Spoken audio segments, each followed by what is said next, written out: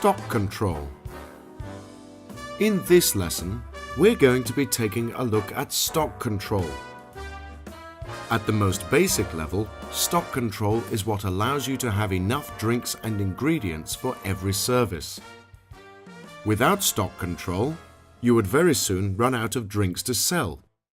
We will ask, what is stock control and why do we do stock control, before learning about par levels and last in, last out. Let's start with stock control.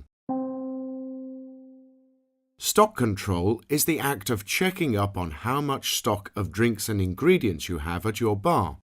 It includes the following: ensuring that your drinks and ingredients are in the fridge and that there are enough. Recognizing when something is removed from the fridge and not returned. In other words, when something is bought by a customer.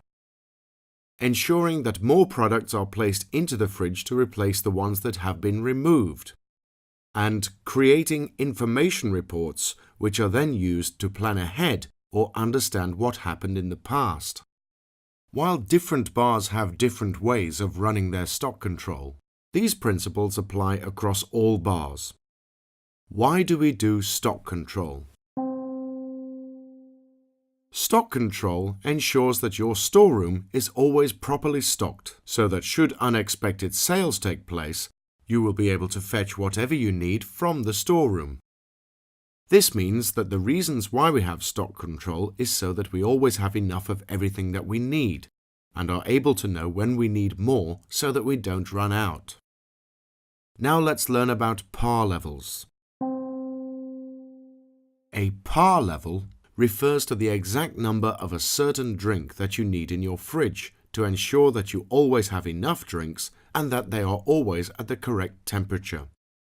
The best way to explain how a par level works is through an example.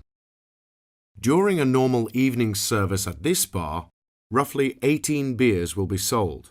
Because this number never really changes by much, over time you learn this and decide to set a par level for beers at 24 per service.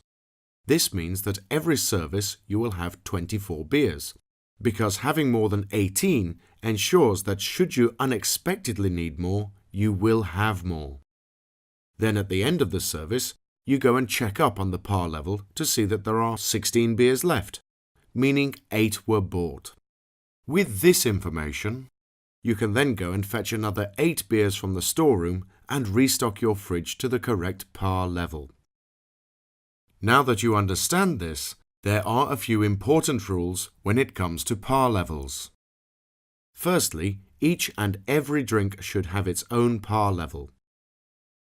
Secondly, when a par level reaches less than half, it is time to restock so that the drink is back at its par level. For example, if your par level for Coca-Cola is 10 and you have 4 left, you should go and fetch 6 more so that the par level can be maintained. Finally, par levels don't only apply to drinks, but to ingredients for garnishes too. Now let's finish off with a classic bar rule: last in, last out. We've already seen that the reason for having a fridge is to keep our drinks cold. However, if we don't stock our fridge properly, it won't have enough time to get the drinks cold. The last in, last out rule is very simple. When packing new items from the storeroom into the fridge, always add them to the back of the fridge, behind the ones that are already in the fridge.